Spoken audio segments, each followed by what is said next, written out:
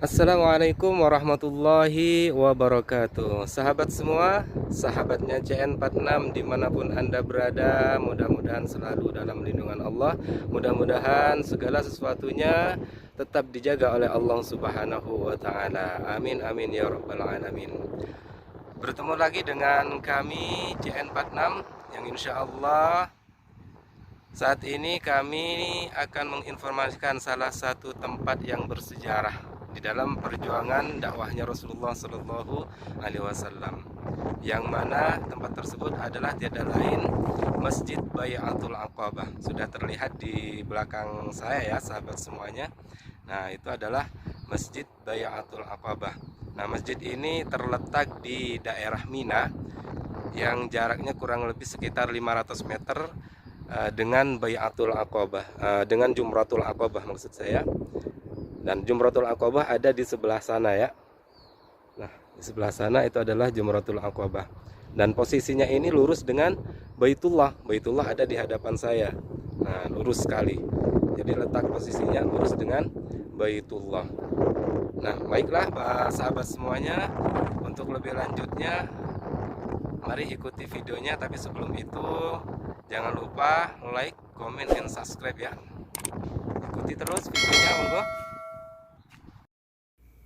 Sahabat semua, inilah nampak luar Masjid Bai'ah atau yang terkenal dengan Masjid Bai'atul Aqabah yang berwarna krem ya.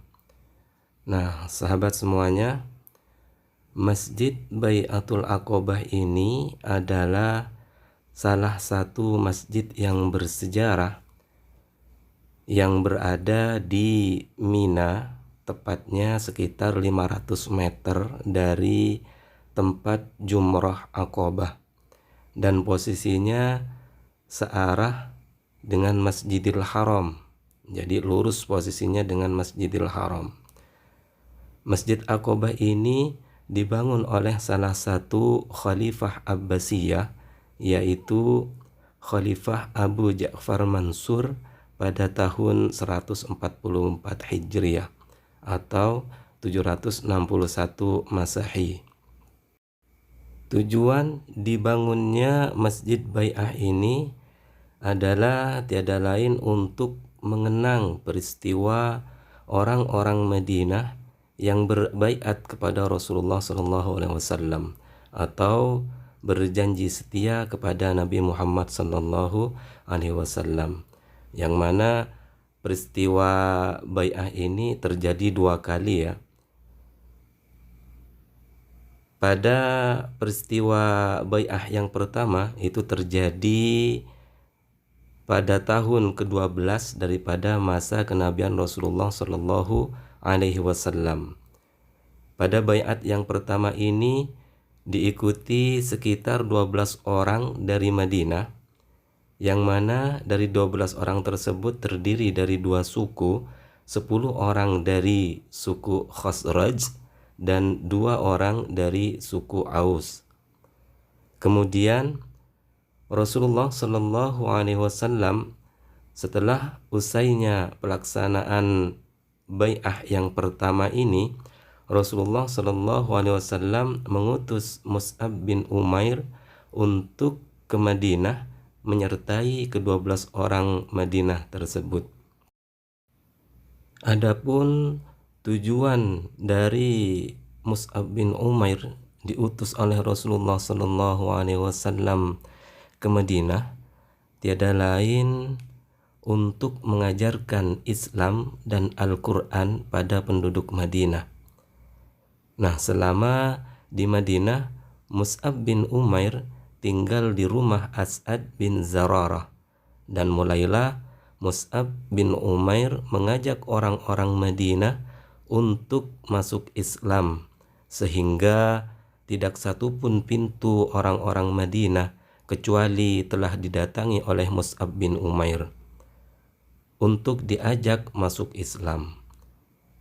Maka belum sampai 1 tahun Mus'ab bin Umair berdakwah di Madinah, sudah banyak orang-orang Madinah yang masuk Islam.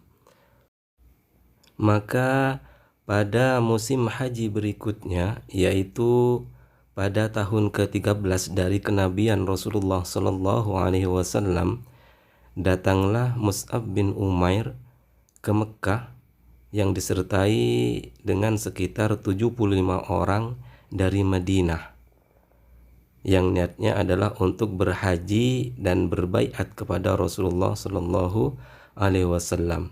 Dari ke-75 orang ini ada 2 orang perempuan yang bernama Nusaibah dan Asma.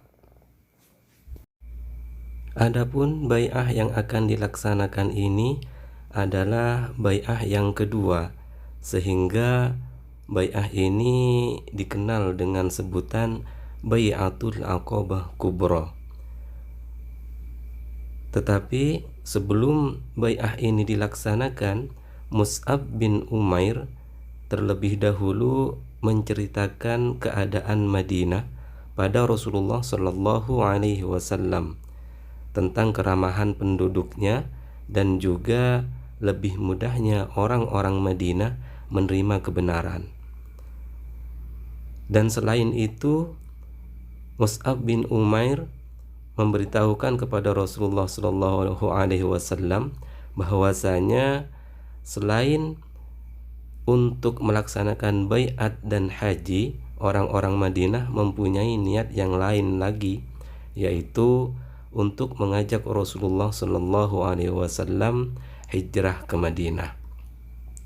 Sehingga hal inilah yang menjadi salah satu sebab hijrahnya Rasulullah Shallallahu Alaihi Wasallam ke Madinah. Ya, walaupun pada dasarnya hijrahnya Rasulullah Shallallahu Alaihi Wasallam atas perintah daripada Allah Subhanahu wa Ta'ala. Setelah selesai berbai'ah, Rasulullah Shallallahu Alaihi Wasallam kemudian kembali ke Mekah untuk meneruskan dakwahnya beliau. Tapi kemudian beliau Rasulullah Shallallahu Alaihi Wasallam merasa mendapatkan gangguan daripada kaum musyrikin kepada kaum muslimin, yang dirasanya adalah gangguan tersebut semakin keras kepada kaum muslimin daripada orang-orang musyrikin Mekah. Maka oleh karena itu Rasulullah Shallallahu Alaihi Wasallam kemudian memberikan perintah kepada kaum muslimin yang ada di Mekah untuk hijrah ke Yasrib atau ke Madinah, baik hijrahnya secara sendiri-sendiri ataupun dilaksanakan dengan secara berkelompok. Yang penting hijrahnya dilaksanakan dengan secara sembunyi-sembunyi, sehingga kaum musyrikin tidak bisa mengetahui hijrahnya orang-orang muslimin tersebut. Sehingga ketika sebagian besar orang-orang muslimin sudah pindah ke Madinah atau hijrah ke Madinah, maka kemudian Rasulullah SAW pun turut hijrah ke Madinah. Nah, inilah saja sahabat semua untuk penjelasan tentang sejarah daripada Masjid Bai'atul Aqabah ini. Nah, ini sekarang kita sudah ada di dalam Masjid Bai'atul Aqabah ya.